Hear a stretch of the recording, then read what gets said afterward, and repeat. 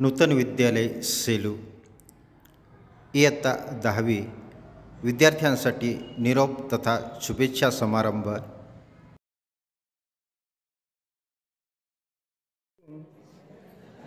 अतिशय आगळा वेगळा असा दिवस आहे। आज तुमच्या मनामध्ये आनंद आहे आणि शाळेला आपण निरोप देत आहोत याची एक तुमच्या मनामध्ये नक्कीच हुरहुर असणार आहे। विद्यार्थी मित्रांनो, 10वी ही तुमच्या शैक्षणिक जीवनातील एक महत्त्वाची पायरी आहे। तुम्ही या टप्प्यावर पोहोचण्यासाठी आतापर्यंत केलेली मेहनत, तुम्ही घेतलेले कष्ट, तुमच्या सर्व शिक्षकांचं मार्गदर्शन, आई-वडिलांचं प्रेम, या सर्वांमुळे तुम्ही आज या ठिकाणी इथपर्यंत येऊन पोहोचलेला आहात। आपल्या जीवनामध्ये प्रत्येकाच्या जीवनात आद्य गुरु आईला म्हटलेलं आहे। आई ज्यावेळेस मुलांना खायचं कसं, प्यायचं कसं हे कळत नाही, चालायचं कसं, बसायचं कसं हे कळत नाही, अशा वेळेस त्या मुलाला घडवण्याचं काम करणारी माता ही प्रत्येकाच्या जीवनातली आद्य गुरु आहे। व्यवहारात आपल्याला कसं चालायचंय आपले वडील आपल्याला शिकवतात आणि मग बालवाडीपासून शिक्षण घेत या 10वीच्या टप्प्यापर्यंत तुम्ही येऊन पोहोचतात। इथपर्यंत तुमच्या आयुष्यामध्ये अनेक गुरुजन तुमच्या सानिध्यात येतात, त्यांच्यामुळे तुमचं जीवन घडलं, त्यांच्यामुळे तुमच्या व्यक्तिमत्वाला आकार आला, त्यांच्यामुळे तुम्ही इथपर्यंत येऊन पोहोचलात। त्या सर्वांच्या विषयीची कृतज्ञता ही आपल्या मनामध्ये असली पाहिजे। आता या 10वीच्या टप्प्यावर आल्यानंतर इथपर्यंत तुम्ही सरळ आलेला आहात। आईनं तुम्हाला शाळेत आणून घातलं, वडिलांनी तुम्हाला शाळेत आणून घातलं आणि अगदी बिनधोकपणे कसल्याही प्रकारची काही अडी अडचण न येता 10वी पर्यंत तुम्ही येऊन पोहोचलेला आहात। 10वी नंतर मात्र या सर्व 10वीच्या विद्यार्थ्यांच्या वेगवेगळ्या वाटा होणार आहेत आणि या सगळ्या वेगवेगळ्या वाटा तुमच्या जीवनामध्ये अधिकची जबाबदारी आणि नवीन नवीन संधींची प्रतीक्षा करणाऱ्या या सगळ्या वाटा आहेत। 10वीच्या या टप्प्यावर इथपर्यंत येताना एका सुरक्षित कवचामध्ये तुम्ही आलात। तुम्हाला वर्गात शिकवलं गेलं तसं तुम्ही शिकलात, पण तुमच्या लक्षात येईल इथून पुढे जीवनामध्ये जसं जसं तुम्ही पुढे जात जाल तसं शाळेत वर्गात शिकवण्यात येणारं पुस्तकी ज्ञान, हे पुस्तकी ज्ञान आणि त्याची व्यवहाराशी घालण्यात येणारी सांगड हे तुमच्या सर्व कौशल्यावर अवलंबून आहे, तुमच्या व्यक्तिमत्वावर ते अवलंबून आहे।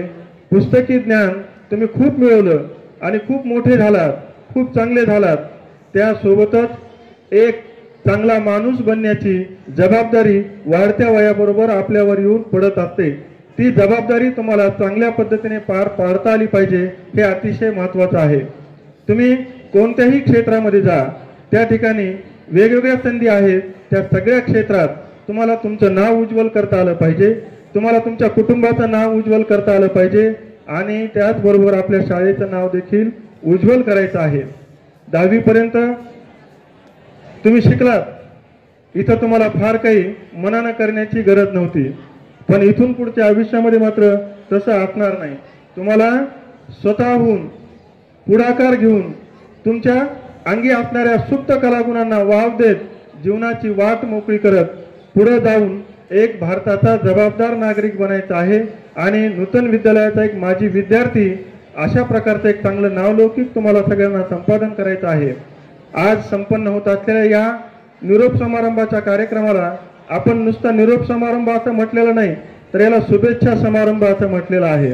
आज 17 फेब्रुवारी आहे, येत्या 17 मार्चला तुमची 10वीची परीक्षा संपणार आहे आणि हा महिना हा अतिशय महत्त्वाचा आहे तुमच्या परीक्षेच्या दृष्टिकोनातून आणि त्याविषयीचंच मार्गदर्शन अतिशय सखोल तुम्हाला सेंटरवर किती वाजता यायचं तिथून वर्गाच्या बाहेर पडून घरापर्यंत जाईपर्यंत सर्व प्रकारची इत्यंभूत माहिती अतिशय सखोल सोनवणे सरांनी तुमच्या समोर दिलेली आहे। तुम्हाला सांगायचं म्हणजे ह्या वर्षीची जी परीक्षा आहे तर शासन स्तरावर या वर्षीच्या 10वीच्या 12वीच्या परीक्षेला वेगळं असं महत्त्व दिलेलं आहे। परीक्षा कॉपीमुक्त वातावरणात झाली पाहिजे, भयमुक्त वातावरणात झाली पाहिजे। अभ्यासू विद्यार्थी निर्भयपणे परीक्षेला सामोरं जाता आलं पाहिजे। या दृष्टिकोनातून शासन स्तरावर वेगवेगळ्या प्रकारच्या सर्व काही नियोजनाच्या बाबी आता पूर्ण झालेल्या आहेत। आतापर्यंत कधी नव्हे ते पहिल्यांदाच मागच्या आठवड्यामध्ये मुख्यमंत्र्यांनी व्हिडिओ कॉन्फरन्सिंगद्वारे सर्व महाराष्ट्रातल्या जिल्हाधिकाऱ्यांची बैठक घेतलेली आहे आणि 10वी आणि 12वीच्या परीक्षेचं संचालन कशा प्रकारचं असावं याच्या बारीक सारीक गोष्टींचं नियोजन मुख्यमंत्री कार्यालयामधून जिल्हाधिकाऱ्यांना दिलेलं आहे। यावरून या परीक्षेचं महत्त्व कशा प्रकारे शासन आज लक्षात घेत आहे हे तुमच्याही लक्षात येईल, मी लक्षात आणून देत आहे। आता सरांनी सांगितल्याप्रमाणे या परीक्षेमध्ये कसल्याही प्रकारची कॉपी, कसल्याही प्रकारचं पाहून लिहिणं आणि कसल्याही प्रकारचं गैरवर्तन हे खपवून घेतल्या जाणार नाही। विद्यार्थ्यांच्या बाबतीत तर नाहीच नाही, अगदी पर्यवेक्षक असतील, केंद्र संचालक असतील किंवा या परीक्षेशी संबंधित असणारे तळापासून अगदी वरपर्यंत जेवढे म्हणून अधिकारी असतील, अगदी कलेक्टर पर्यंत, तर सर्वांना सावधानतेच्या, दक्षतेच्या सूचना वेळोवेळी अनेक बैठकांमधून दिलेल्या आहेत आणि म्हणून आपल्याही शाळेतल्या सर्व विद्यार्थ्यांनी ही गोष्ट लक्षात घेणं अतिशय महत्त्वाचं आहे। तुम्ही परीक्षेसाठी आपल्या शाळेमध्ये आता परीक्षा देणार नाहीत। काही विद्यार्थ्यांचे नंबर आपल्या शाळेत असतील, काही विद्यार्थ्यांचे नंबर दुसऱ्या सेंटरवर आलेले आहेत, तर तिथे पर्यवेक्षक म्हणून आपल्या शाळेतले सर तुमच्या सोबत असतील असं नाही, त्या ठिकाणी दुसरे सर देखील असतील। तर तिथल्या त्या नियमाला अनुसरून तिथे ज्या सूचना दिलेल्या आहेत केंद्र संचालकांनी, पर्यवेक्षकांनी, त्या सूचनेला अनुसरून नियमाच्या चौकटीत राहून चांगल्या प्रकारचं वर्तन करणं आणि एक नूतन विद्यालयाचा विद्यार्थी अशा प्रकारचं एक चांगलं नाव त्या ठिकाणी तुमचं निघणं हे अतिशय महत्त्वाचं आहे।